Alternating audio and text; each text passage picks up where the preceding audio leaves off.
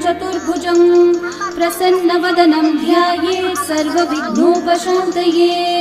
व्यासं वसिष्ठनप्तारं शक्तै पौत्रमकल्मषं पराशरात्मजं वन्दे शुकतातं तपोनिधिं।